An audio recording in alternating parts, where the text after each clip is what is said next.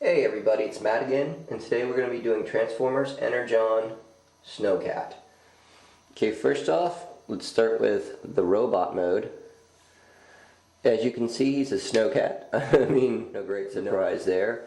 Let me just say, on the Energon line, which I think has been forgotten, I think is a really good line, especially in the Decepticons range of toys.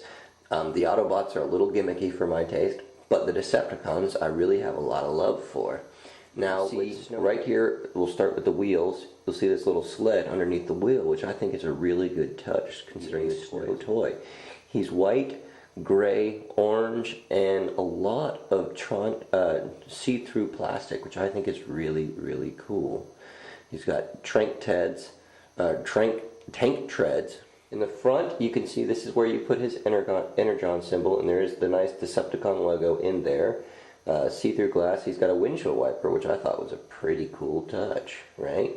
And a big see-through front here, where you could see two seats and a driver's wheel. As a size comparison, I've got Smokescreen from Armada, and they're about the same in size. You don't count the hook on Smokescreen.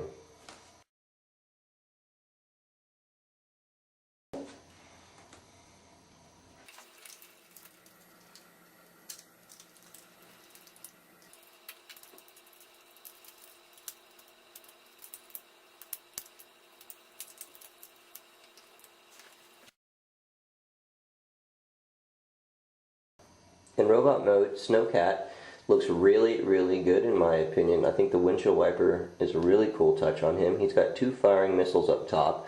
He doesn't come with any guns, but that's okay with me. And he has a pretty cool guns, but that's okay with me. And he has a pretty cool, you would say, alt mode. If you watch the cartoon, you'll know what it is. You pull down these here, bring up these here,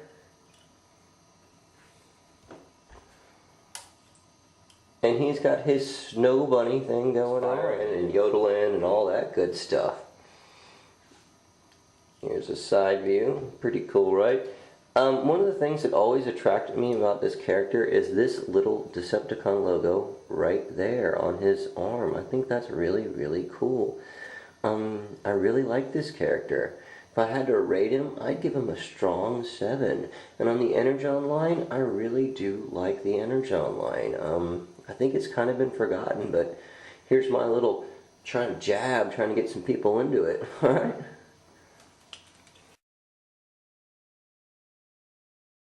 Alrighty guys, a little bio on old Snowcat there. If you remember, Cyclonus from Energon turned into Snowcat. Cyclonus got hurt in a battle, and, well, this is from the cartoon version of it. Cyclonus got hurt, almost killed in battle, and for some reason, and I guess a kind of Megatron soft spot, he decided to fix him and give him some power from Unicron, and hence Snowcat was born. And if you remember Cyclonus, he was always cackling.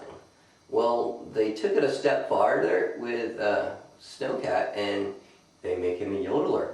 Yodeling, which I always thought was kind of funny. Demolisher and Snowcat in Energon really sold the cartoon for me. I love the comic relief that they are. I mean, so much. If you remember the Japanese Headmaster series, of kind of what they did with Cyclonus and what they did with Scourge. I mean, just the comic relief, and they're so funny and they're so entertaining for me personally to watch.